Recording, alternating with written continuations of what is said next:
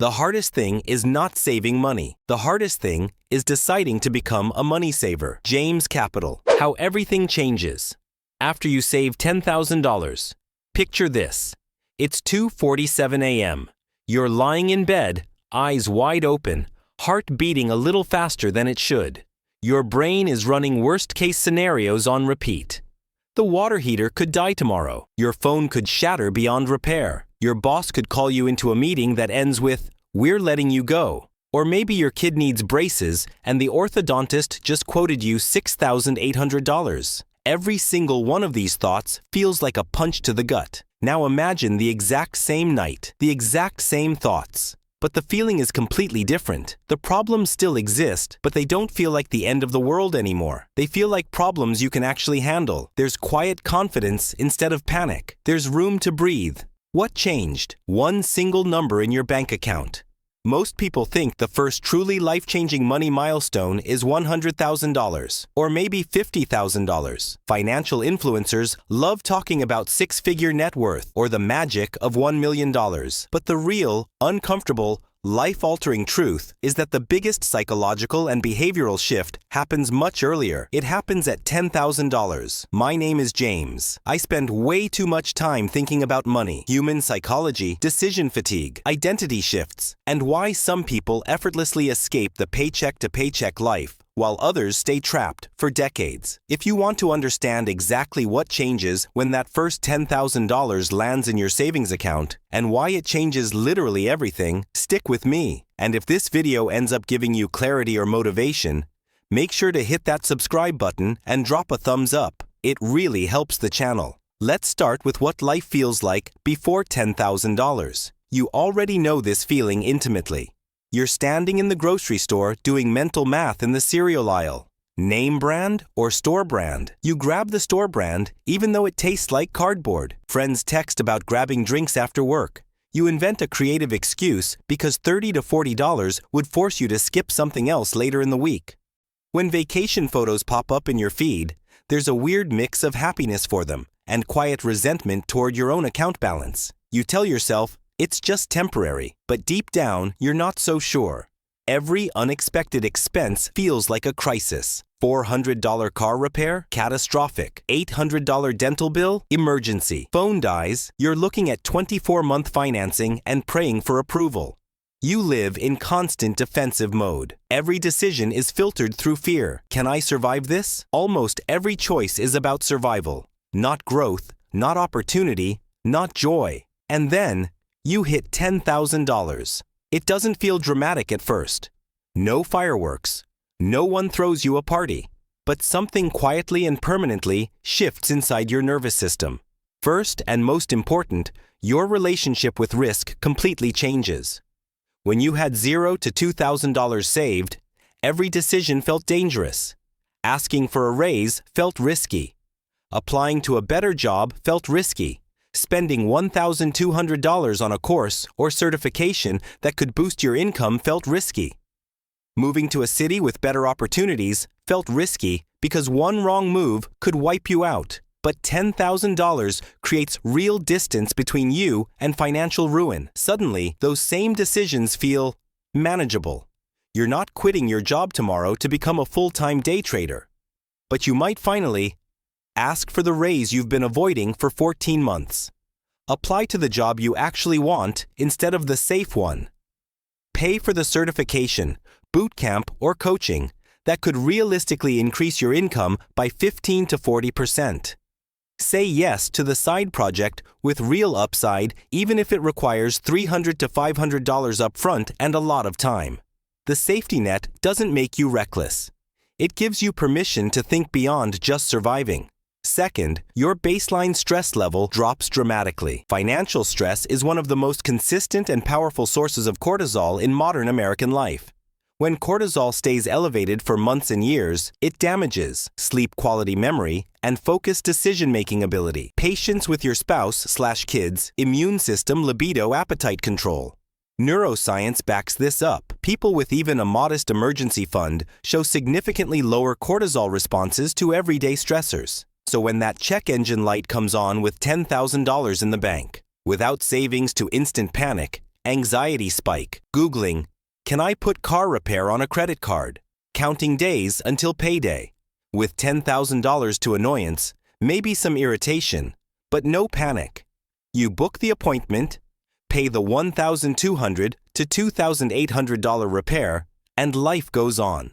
That shift from panic to mild annoyance is enormous. It frees up a huge amount of mental energy that was previously locked in survival calculations. Third, the emergency fund effect kicks in hard. Most people think an emergency fund is about spending money on emergencies. Wrong. The real power is knowing you can handle emergencies. You rarely actually spend the full $10,000 on true emergencies. What actually happens is, you become much more willing to spend on opportunity instead of just consumption. You invest in education, tools, certifications, better equipment for a side hustle. You move to a better apartment in a safer/better located area that cuts commute time and stress. You start taking calculated risks that can increase income. The money mostly sits there untouched, but its existence changes 100+ decisions every month. Fourth, your confidence becomes visible to other people. This is subtle, but extremely powerful. When you know you have $10,000, you negotiate harder. Salary, freelance rates, rent, car deals. Walk away from bad offers more easily. Speak up more in meetings. Carry yourself differently in interviews. Stop tolerating toxic behavior at work because you know you can leave. People sense it. Managers sense it. Clients sense it. Potential business partners sense it. You're no longer operating from desperation, and desperation has a very distinct smell. Fifth, decision fatigue collapses. Before $10,000, you were making 40 to 70 tiny survival-based financial decisions every single day. Generic versus name brand eat out or pack lunch, premium gas, or regular $5 coffee, or brew at home, $15 movie ticket, or wait for streaming. Turn the thermostat down another degree, cancel that subscription, or keep it just in case. Each decision burns mental fuel. After $10,000, most of those micro decisions become irrelevant. You're no longer choosing based on survival math. You choose based on preference or convenience. That freed up mental bandwidth gets redirected toward higher leverage decisions, income-growing activities, long-term planning, actual rest and recovery. Sixth, you start seeing money as a tool instead of a scarce resource. Before $10,000, money equals finite, disappearing, must be protected at all costs. After $10,000, money equals a tool that can create more money. This is usually when people get genuinely curious about index funds and ETFs maxing out Roth IRA or 401k match side hustles with real scaling potential house hacking or real estate basic skill stacking that increases earning power. Not because they suddenly became financial geniuses, but because they finally have the psychological space to think beyond next Friday. Seventh, most common real-life emergencies become solvable. Real American numbers. Average car repair, not full engine replacement, $500 to $3,000. Most urgent care/ER visits without surgery, $500 to $4,000. Common dental emergencies, root canal, crown, etc. $800 to $3,500, 3 to 5 months basic living expenses for many single people, $6,000 to $12,000. New laptop or phone, $800 to $2,000. Major home appliance failure, washer, dryer, fridge, $600 to $2,500, $10,000 covers most of the events that push people into high-interest credit card debt or force them to borrow from family. Once you cross that line, you become functionally immune to the most common financial disasters that keep Americans trapped. Now let's talk about the deepest change, the identity shift. Saving your first $10,000 is not primarily a money achievement. It's an identity achievement. You become someone who can delay gratification, makes decisions based on future. You, instead of current emotions, can say no to things that feel good right now, follows through even when motivation fades. Tracks money instead of avoiding it. That new identity leaks into every area of your life. You start noticing opportunities you never saw before. You get more creative about income. You become more intentional with spending.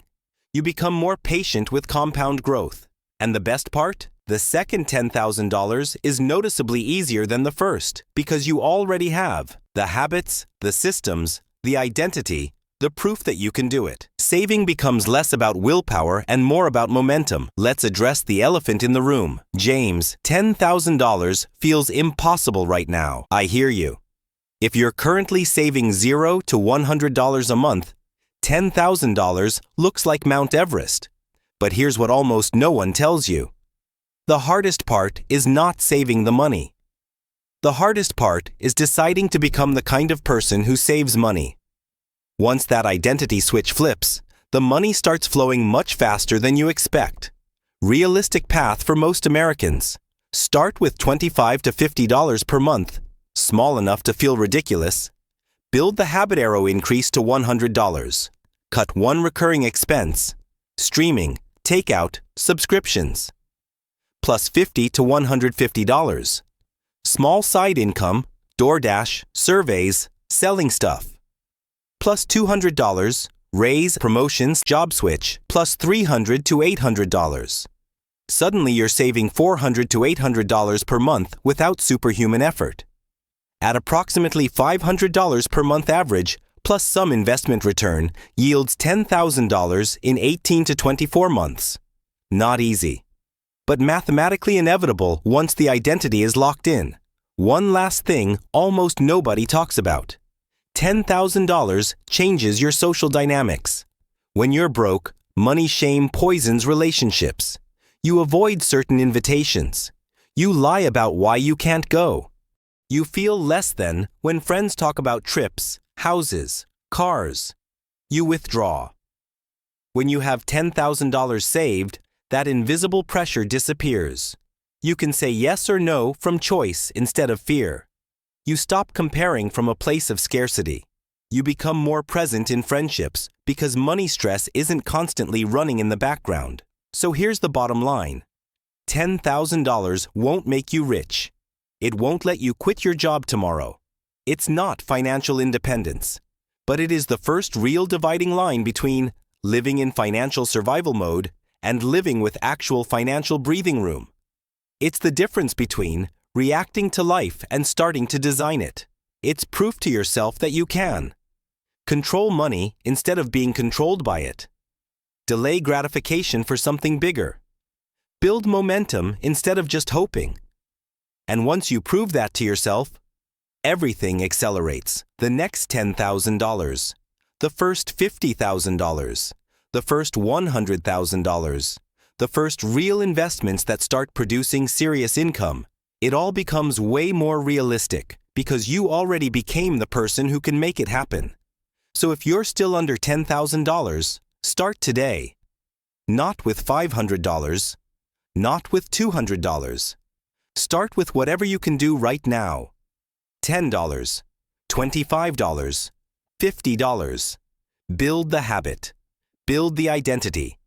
Build the proof. Because the moment you cross $10,000, you won't just have more money.